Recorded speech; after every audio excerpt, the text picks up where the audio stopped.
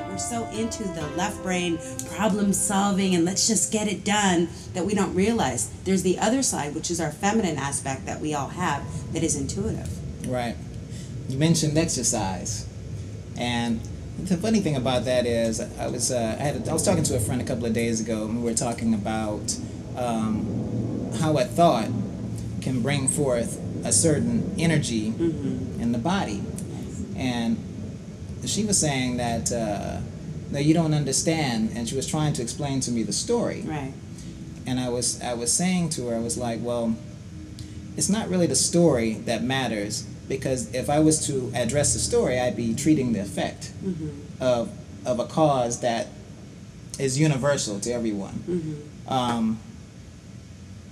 That cause, I mean, I refer to it as the ego. So can you speak a little bit about the ego? Oh, the ego. I love acronyms, maybe because I'm from social services, but I heard ego was like edging good out or edging God out.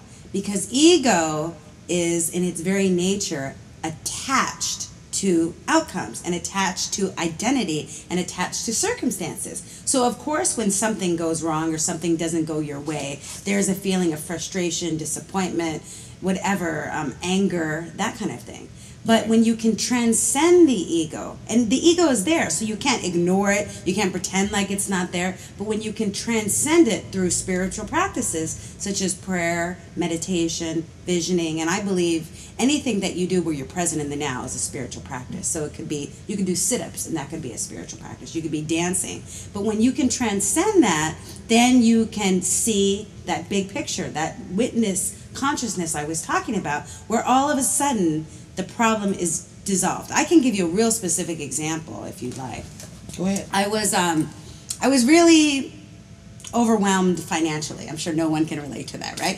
And just kind of stacked up a lot of debt after a divorce, and I was just like, how can I get out of it? And the more that I looked at the problem, debt, the more I got more debt. And I said, okay, let me just release and let go. One of the principles of the book is surrender. Right. And it's not about giving up. It's about letting go and letting God. Or if you don't believe in God, letting go and letting good, letting the energy of the universe be your guide. And I just said, you know what? It's like when you're on your knees and you're like, I don't have the solution. Show me. And it's in these moments of stillness, Tony, that I get such discernment, just divine whisper of unconditional love that says, do this. And it told me, call this gentleman. And this gentleman, this executive director of this nonprofit, hired me. And I was able to have a job to get back on my feet. And then I got to a point where I outgrew that, and now I'm back doing my business full time. But it's having the patience to stop and be still that we're able to really receive and download these divine guidance, this discernment. Now, when you say stillness, the way I look at that word is entering a state of no mind, actually transcending thought. Yes. So, but I know that's very difficult for people to do, to stop their mind from thinking, because they think that they are their mind. Right. And they think that they are the thoughts that are streaming through their mind. Right. What are maybe some practices or some tips you can give people about how to enter that? I know meditation is one, but I know a lot of people don't really understand what meditation is, right, or even how to get into that state of no mind. Exactly. And especially my adrenaline addicts. And by the way, I never define adrenaline addiction. It's not skydiving or bungee jumping. It's actually the addiction of being in constant activity, of going, unable to stop. And so as a person like that, the thought of meditation is just like impossible to even conceive. And meditation really means mindfulness. It means being present in the moment. And so you don't have to necessarily be sitting still doing a mudra on a mountain to be able to, do meditation. Meditation and stillness is about being in the practice of oneness. And so this can be as simple as the breath. Anytime, and you can do it right now, and I won't move too much, but if you uncross your legs and you put your hands face up, because it's really important to allow the energy to flow, and just breathe, and do that for a series of 6 seconds, your brain waves will transform. You actually get into a meditative state. And Adelaide and I created a meditation CD for people who can't sit still. And we have a 60-second meditation, a 1-minute one, and a 20-minute one to help to do this. But you can even go to the beach and watch the ocean. And just watch the ocean. And it's not about extinguishing thought, because you can't. The mind is made to think, the body is made to move. It's going to be there. It's about allowing it to be there, but bringing your attention back to the ocean. I did a weekend meditation retreat. For people who know me and how much I talk and how much I move, they're like, you're going to sit still and not say anything for a weekend? Yeah, right. Nobody could believe it. And I had this wonderful facilitator, Dr. Michael Beckwith, founder of the Agape International Spiritual Center, and he just kept saying, where's your attention? Bring it back to the breath. Where is your attention? And literally that, and practicing that for sets of 15 minutes or 20 minutes, it enabled me just to transcend the mind. And I can't tell you how powerful it is. Those of you that want a better relationship, that want more money, that want more clarity, the best thing you could do, and it's free, is just to take even 1 minute a day to be still. You could program in your iPhones, your Blackberries, every hour on the hour, have a reminder that says be still, and just use that time to take the 6 seconds, and I promise you, I absolutely promise you, you will see results. You will see shifts in your life. You'll find yourself in synchronistic situations where you're like in the right time at the right place to meet that partner, the right time in the right place, to land that job, the right time at the right place, to get that employment opportunity, but you have to practice it. And not as something, as a discipline, something you have to do, but as a bliss-discipline, something that you really enjoy doing, because it is going to fill you up. You know, that fear will be replaced by a sense of inspiration, and you'll be able to take inspired action in your life. It's awesome. Try it. Bliss-discipline. Bliss-discipline. I got that from Dr. Michael, too. I like that. I love it. Yeah. Let's talk about the law of attraction a little bit. Okay. Because everybody is trying to figure out how to become a quote-unquote deliberate creator in their life. And Are they? That's good. I think so. I think a lot of people want to have control over their life, right, or their life situation. Right. But I think a lot of people are thinking, well, one thing, let's start from here. I know that people pray, but they pray outside of themselves to something or someone. But forgetting that prayer is a thought. So whether you're talking to someone, the thought itself is already creating the reality that is to come, or the reality that is now.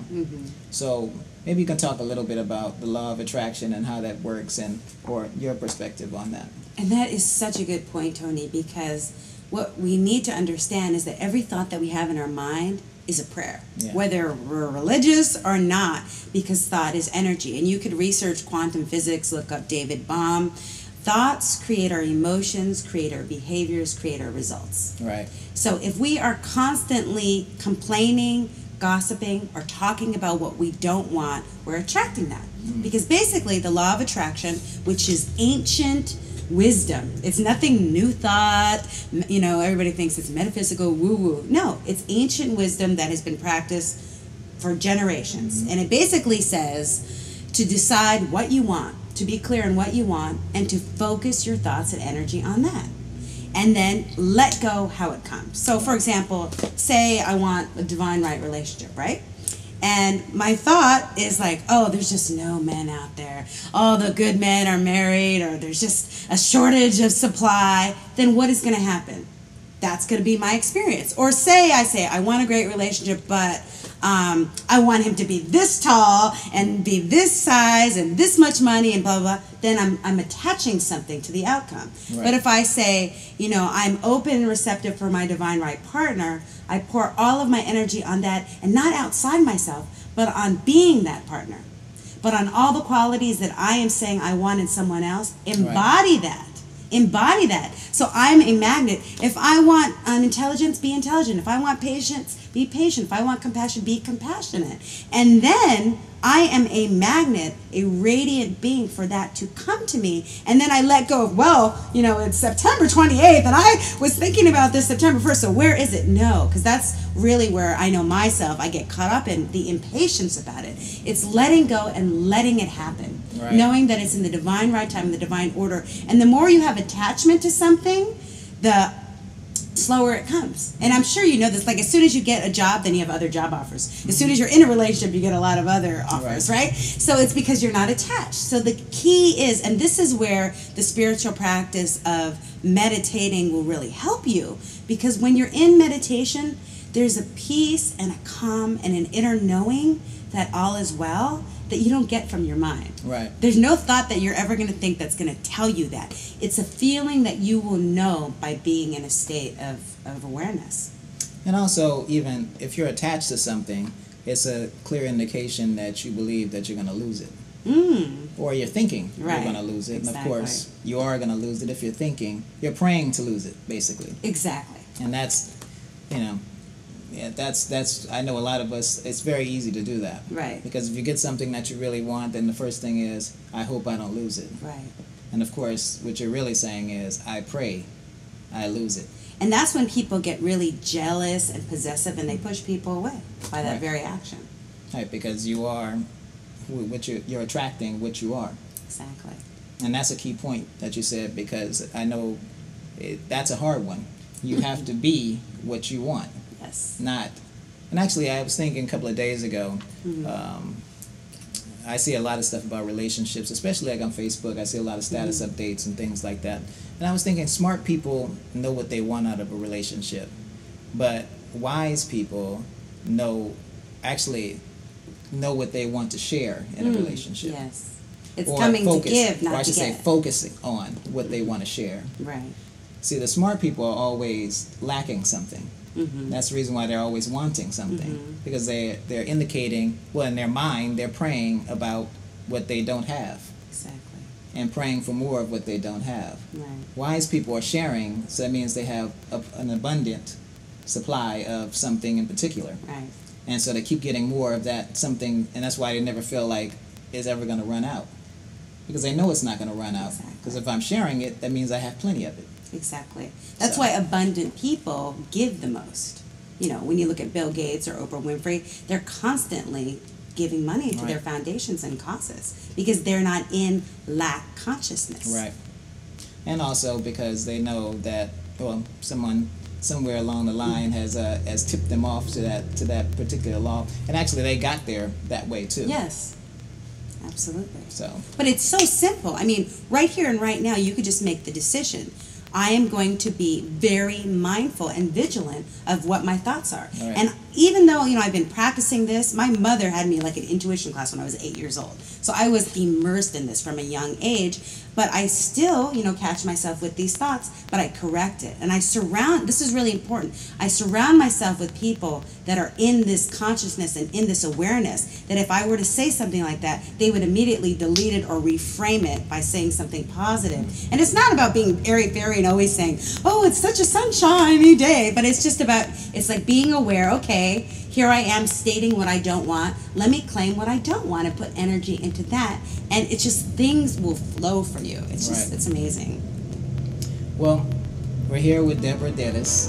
Deras? Yes, you got it. I'm Tony Victory. This is the Consciousness Connection. We're going to wrap it up right here, and I hope you enjoyed the show, and thanks.